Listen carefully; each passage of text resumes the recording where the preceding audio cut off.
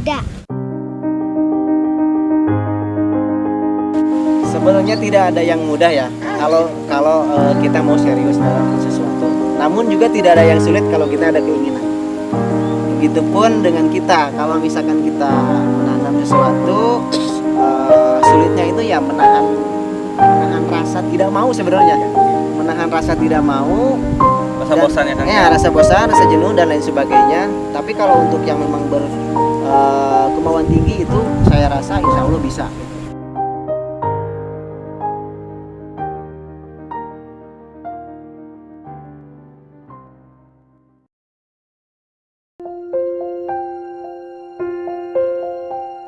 Assalamualaikum warahmatullahi wabarakatuh. Sampurasun. Salam petani, salam satu hobi. Nah, sekarang kita sedang berada di kebun cabe. Kebun cabe milik siapa Pak ini? Dengan Bapak siapa? Kang Jenal. Oh, sama Kang Jenal. Ini jenis cabe apa, Kang? Untuk yang ini yang warnanya putih kayak gini, kalau orang dari sini daerah lokal itu menyebutnya cabai domba. Cabai domba atau kalau mungkin kalau bahasa nasionalnya mungkin bisa dikatakan cabai rawit gitu. Biasanya cabai rawit merah menyebutnya karena biasanya dipetik pada usia yang sudah matang.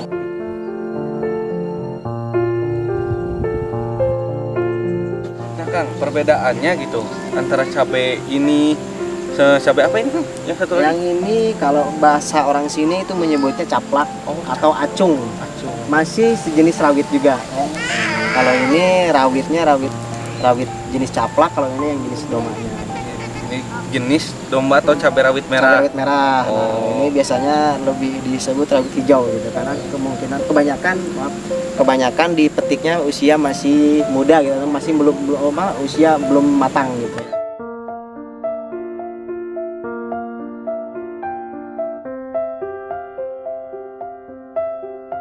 Kalau dari segi harga penjualan nih, kalau harga penjualannya gimana nih Kang? Apakah yang besar lebih rendah? Apa yang kecil emang lebih tinggi atau sebaliknya? Ya tentunya ada sisi negatif positifnya lah dari semua jenis ya. Untuk yang cabai putih ini, cabai rawit merah, dia keunggulannya harganya cenderung lebih mahal dari cabai rawit hijau. Kenapa bisa begitu? Karena satu di pasaran memang cukup laku dari semua kalangan, dari mulai tukang bakso, banyak lagi yang lainnya gitu, seperti ada lagi ayam geprek dan lain sebagainya, kebanyakan memakainya cabai-cabai seperti ini. Jadi kebutuhan pasarnya memang gitu. Pasarnya. Terus lagi cabai ini dikatakan bisa lebih mahal itu karena memang dia dipetiknya pada usia matang gitu. Jadi perlu waktu yang lebih untuk bisa memetik hasilnya gitu. Karena kalau logikanya dipetik hasil sudah matang, otomatis kita berebutan dengan hama gitu ya. Yang kedua ada juga dari cuaca juga ngaruh sebenarnya. Cuaca ngaruh karena cuaca juga bisa menentukan tingkat keberhasilan mungkin berapa persen gitu ya kalau menurut ilmu pertanian. Walaupun memang kembali lagi pada nasib kitanya juga ya. Tetapi saya rasa dan saya yakin kalau usaha kita sudah maksimal, yakin hasilnya pun juga akan maksimal. Jadi di sini bukan cuma karena hama ataupun cuaca juga berpengaruh ya Kang? Berpengaruh terhadap pertumbuhannya mungkin ya Kang ya. Yang sejauh ini saya kenal itu banyak ada patek, itu penyakit yang memang cukup mematikan kalau untuk jenis tanaman cabai ya. Dan mungkin sampai saat ini cara pembasmian ataupun penyembuhannya agak sulit gitu kalau untuk patek. Biasanya kalau cabai yang sudah kena patek itu agak susah, walaupun ada memang sebagian jenis obat-obat kimia yang memang bisa meminimalisir gitu, bukan menghilangkan gitu ya, minimalisir. Ada lagi semacam kutu kebul, kemudian penyakit-penyakit lalat buah juga, kemudian ada ulat juga. Jadi banyak lah, sama dengan pohon cabai juga masih ada ulat gitu. Pasti ada. Kirain guys, pohon cabai itu ulatnya pedesan gitu. Taunya enggak, masih tetap ada ulat. Jadi ulatnya sudah terlatih yang memang dia khusus memakan pedas gitu. Ada jenis ulat. Karena sejauh ini beberapa kali menanam, menurut pengalaman saya pernah menemukan beberapa tangkai cabai yang memang diserang ulat hama ulat gitu. Dan kebanyakan di cuaca yang seperti ini, kadang di daerah kita kan di Sukabumi Selatan khususnya Waluran ini kan kebanyakan cuacanya nggak menentu, kadang hujan, kadang cerah juga kan, jadi otomatis pH-nya itu turun naik dari segi suhu suhu cuaca dan lain sebagainya ngaruh juga. Makanya kita juga harus tahu cara menentukan ketika kita menanam di musim apa dan sebagainya.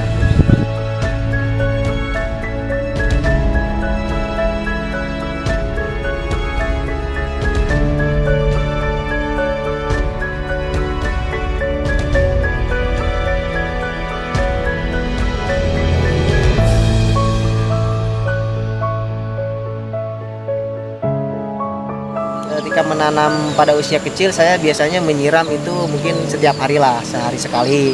Tapi kalau udah agak besar, biasanya saya agak 2 hari sekali sampai 3 hari sekali lah kalau agak sibuk di yang lain gitu kan.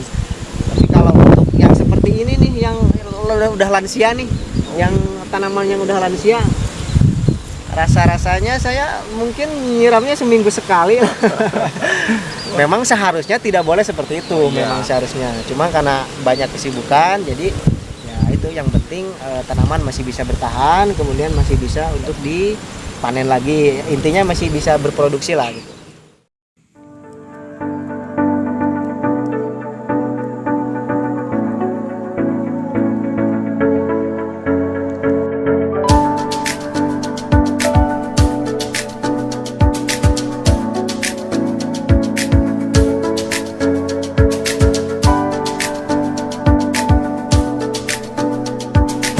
Untuk cara pemupukan itu ada 2 teknik.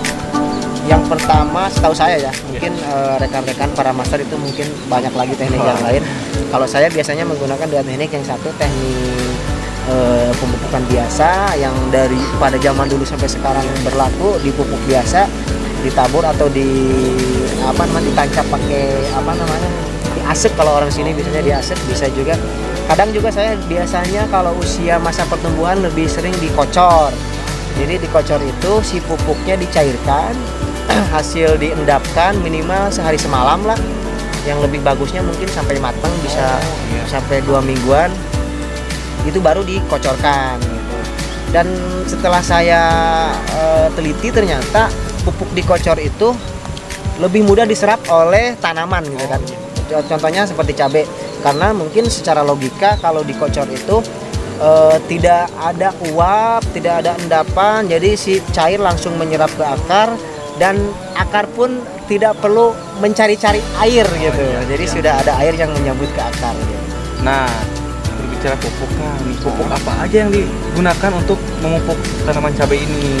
Khusus untuk tanaman cabai dan palawija yang saya tanam, yang lainnya itu biasanya saya menggunakan dari mulai pupuk organik, kandang, sama pupuk kimia tentunya. Ya walaupun ada mungkin sebagian teman-teman saya yang menggunakan, ada yang full organik, ada yang setengah-setengah, ada yang full kimia, kebanyakan memang full kimia. Ya semuanya ada ada keunggulan dan kelemahan masing-masing. Dari mulai pemupukan menggunakan organik sama kimia. Jadi sangat menginspirasi kita ya, ketika ternyata pemanfaatan lahan itu dijadikan sumber ekonomi di masyarakat, khususnya di wilayah Waluran, di wilayah Pajampangan ini ya Kang ya. Jadi para pemuda itu, para penggiat petani itu masih tetap bertahan gitu dalam pertaniannya, walaupun musim kemarau, musim hujan, dia tetap bertahan. Nah Kang, ini nih ya, ini dari tadi lihat si adiknya ikut terus nih, si adiknya. Ini anak saya nih. Adik suka ikut nanam juga, saya bertani. Ya. Siapa namanya ini? Alisa. Nah, apakah Kang anak segede gini udah diajak ke sini sengaja atau gimana nih Kang? Oh tentunya, jadi setiap saya ke kebun dia pasti ikut. dari tahun kemarin dia ikut terus, dari mulai penanaman, pemupukan, panen pun dia pengen bawa ember sendiri, bawa wadah sendiri buat panen sendiri. Ya, pembersihan rumput pun dia ikut sama ibunya. Karena juga saya bisa berkebun itu kadang-kadang dibantu sama istri juga gitu. Walaupun ya mungkin dari tingkat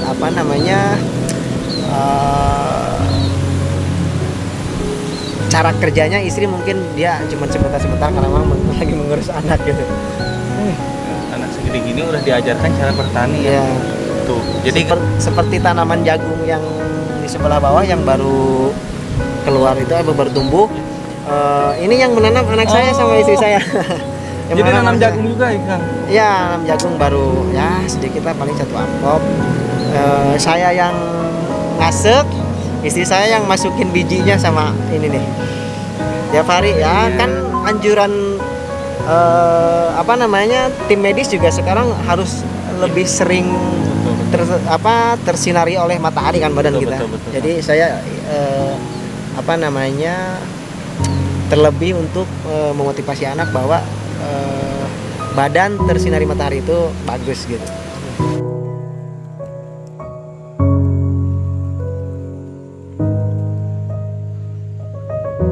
Kalau untuk tanaman kali ini memang bisa dilihat mungkin pertumbuhannya tidak seperti yang tahun kemarin, agak gimana ya, agak tangkainya agak pendek. Kemudian sekarang kan udah menginjak hampir 8 bulanan nih tanamannya, jadi udah mulai lansia nih, udah mulai tua, mau menuju ke mati, tapi mudah-mudahan masih lama lah ya umurnya. Tentunya adalah sedikit banyaknya keuntungan yang memang kalau saya kalkulasikan itu tidak mendapat kerugian gitu kan, tidak sampai rugi. Adalah keuntungan walaupun tidak seberapa, karena dari mulai jenis luasnya pun itu tidak seberapa gitu. Nah Kang, ini usia tanaman ini udah berapa bulan nih Kang, atau berapa tahun? Ini kurang lebih udah 8 bulanan. Wih, 8 bulanan, jadi bisa dilihat dari tangkainya pun udah mulai menghitam, agak menghitam. Itu tandanya pohon cabenya sudah mulai menua. Jadi ini udah lama. Kirain saya pohon cabai ini cuma bisa bertahan 1-3 bulan gitu Kang. Oh enggak, jadi kalau untuk cabai, kalaupun kita bagus dalam cara perawatannya itu bisa sampai setahun. Wah, tergantung juga cuacanya. Ini Kang, ya seharusnya kita itu harus bisa mempertahankannya. Jadi dimanapun kalian yang lagi menanam cabai, ketika kita cara perawatannya bagus, baik, nah ini bisa bertahan sampai 8 bulan atau sampai 1 tahun ya Kang? Iya, betul. Mantap. Jadi apalagi cabai yang ini nih pemirsa, kalau untuk yang cabai putih ini nih, yang cabai putih ini umurnya itu bisa sampai 2-3 tahun. Kalau 2-3 tahun. Tentunya kalau kita menghitung beban pengeluaran, beban kerja, itu sebenarnya ini lebih menguntungkan. Tapi kerugiannya ini dipetik matang, harus merah kan. Soalnya kalau yang harus merah kayak gini. Ya, yang putih kayak gini harganya lebih murah dari ini. Gitu. Jadi emang harus benar-benar matang gitu. Ya, benar-benar matang.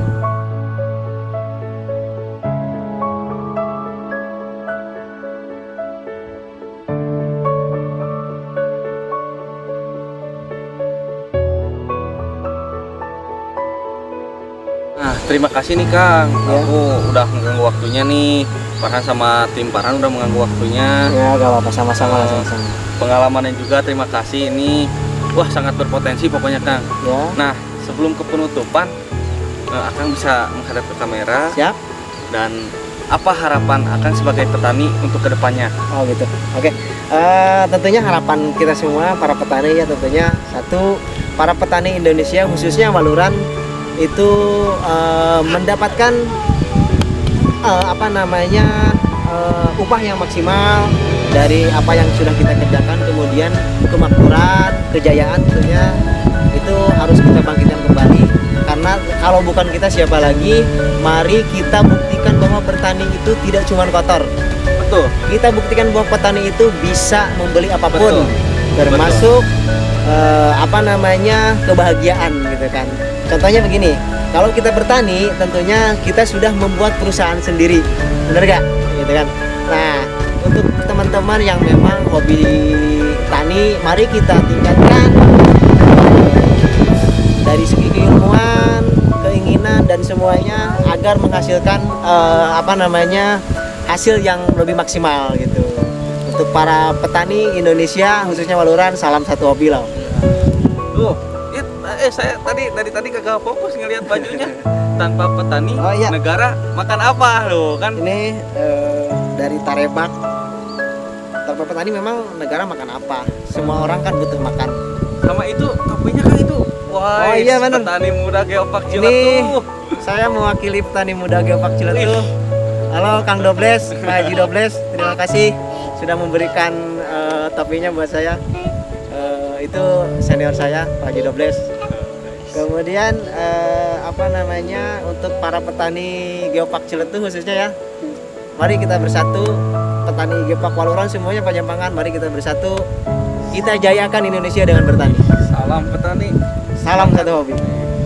Nah, pokoknya terima kasih Kang, kita tutup aja. Ini sungguh pengalaman yang luar biasa dari Kang Jena, sebuah petani yang masih aktif gitu, walaupun banyak kesibukan lain, tapi dia masih mendapatkan ekonomi dari pertanian. Ya. Nah, mungkin segitu. Jangan lupa tonton terus video-video selanjutnya. Assalamualaikum warahmatullahi wabarakatuh.